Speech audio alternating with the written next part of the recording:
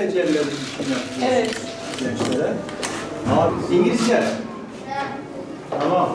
Nasıl İngilizce çocuklar? Sağlar.